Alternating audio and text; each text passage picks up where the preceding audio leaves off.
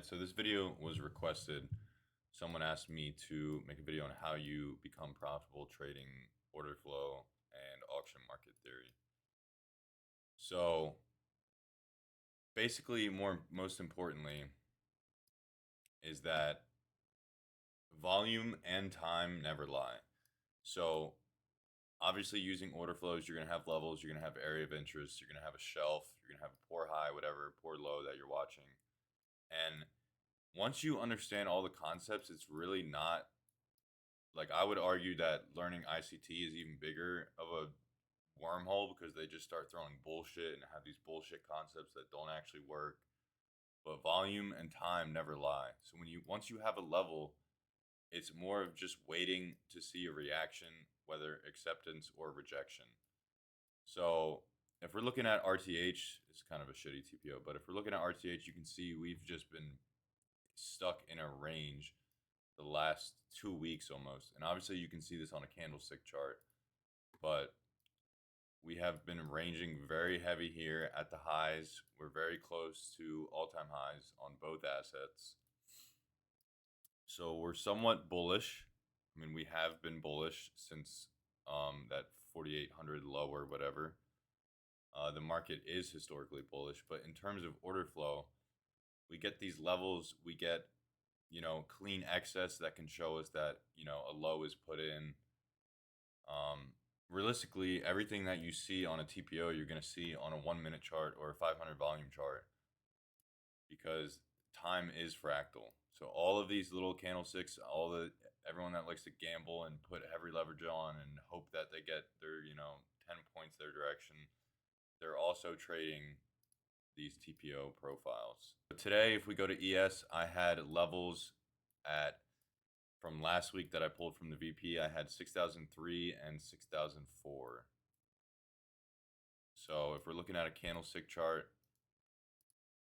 you can see we opened up, came down, kind of souped weekly VWAP, pumped, retested VWAP, got under it, retested it again, led to a nice short down into that 6,003 area, whatever. We switched to a 5-minute. We can see we did not get a candle close below 3 or 4.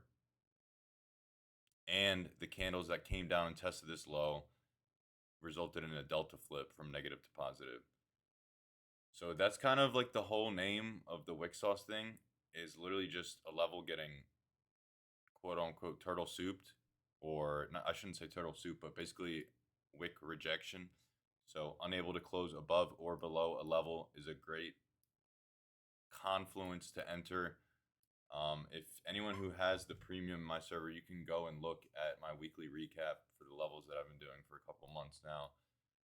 You can see when the levels work. Obviously, for the most part, it's going to wick it unless it pulls through. Even here, the POC, we spent a lot of time at POC, and then we launched off of that into close. The high of day we had on the full day letters was poor, and now it looks a little better. It does look better. But even just playing off the VP, like after we already put this low in, we can see this right here. We obviously like chopped a bit, came down, and then held right here, this 5,366. So if you took this tiny little fucking ledge, you're looking at like 700 points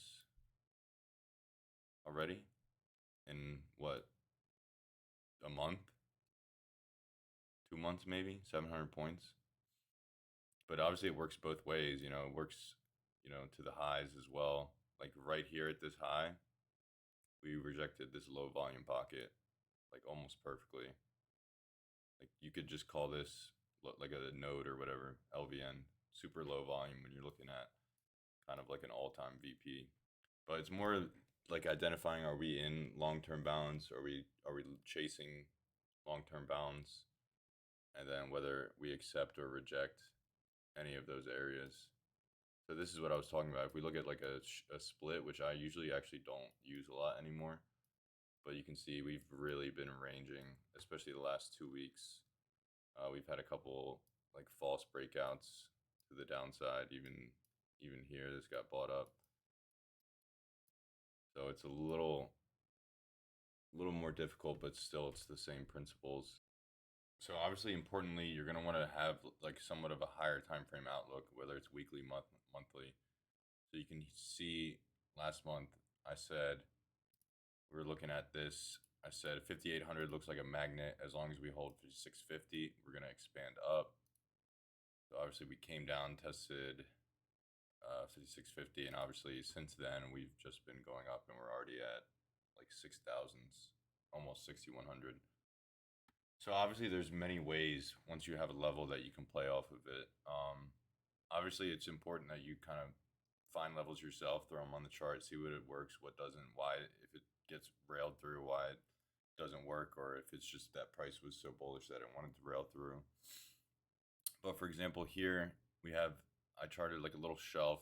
As you can see, it really didn't give much reaction at all. I'm talking about the gray box.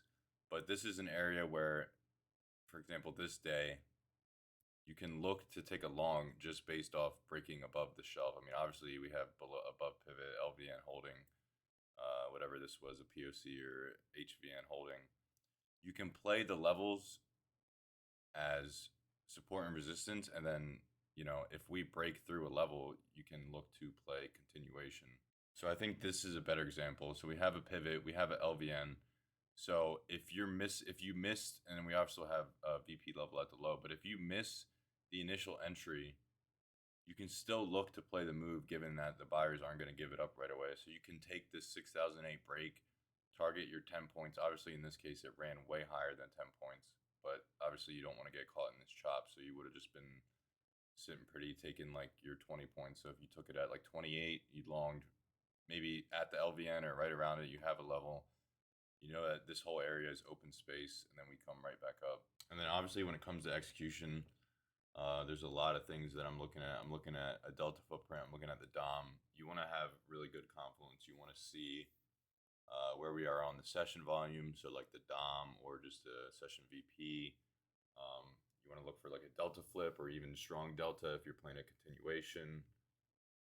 But other than that, it's more of like just kind of being precise with your entries and making sure that you're fully confident. And if you do end up getting stopped out, that it's really not a big deal, because in the long run that you're going to have setups that pay for your losses.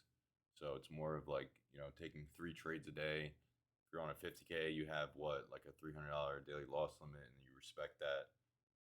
Most of the time, the reason people are struggling so much is maybe they have rules, but they don't even follow them. So that's like the most important thing. Once you start using everything together and you have good confluences for entry, not just a level, not just like a level getting wicked, you're like, boom, I'm in, but like real something on the DOM or a delta flip or whatever it is, you're going to see that your winners are going to run obviously much more than your losers. And really, realistically, that's how you achieve profitability, is just taking good wins and then closing your losses early, not letting them run against you when you're wrong. So like most of these trades, like especially if we're looking at NQ, I mean, you can run a 10-point stop. I see a lot of people trading NQ with like 20, 25-point stops running like 2 micros, and you're just wasting time because you don't know how to have a precise entry. I mean, it's going to take you like 200 points to make like $500 or whatever using 3, like whatever the math is. It's just not worth it. I'd rather go in there with 1 mini, risk 200 to make 1,000. So I'm risking 40 ticks to make 200 ticks. I mean, that's great RR. If you can repeat that, which is really not hard, like I said, either just playing continuation or catching those bottom and top ticks, you're going to be paid a lot more than you risk. And it's more about just like identifying those setups over and over. And the most important thing is having an area of interest and a plan before the market opens, or before 9:30, 10 a.m., whatever. So if we've been like super bullish, for example, I was talking to someone the other day about this, like say the whole week has been bullish, it's like Thursday, Friday, whatever, you mark out like a really, really big shelf. Like let's say this line was like a shelf. You're like, bet, I want to see what we do off open. I want to see if we come into this, see how we react to the shelf, maybe catch a short off of it. So then once it plays out, like I said, for example, if this was a shelf, obviously it plays out, boom, you want to look to get your entry where you said you were in the shelf, target wherever, whether it's based off points or based off AMT, you want to see it come back to wherever, take your profit there. And those are the best kind of trades because it's a planned out trade. So you have no reason to not execute, and you have no reason to execute poorly by taking it too early or taking it too late or whatever the case is. So I find myself taking the best trades when they're planned. When I have an idea like that 6004 last week, I wanted to long off of it, and I think it worked then. So it just worked again. So that proves that it's a strong level until proven otherwise. So we can use that as support. But really, just making sure you manage risk and not trading like an idiot will help you a lot. I mean, there's no reason to go in there and force multiple minis when you know all you need is 50 points on NQ to make a band. But ES is the same thing, two lots, 10 points. That's good money, If you can repeat that over and over, then you can scale up, trade high leverage, high lots.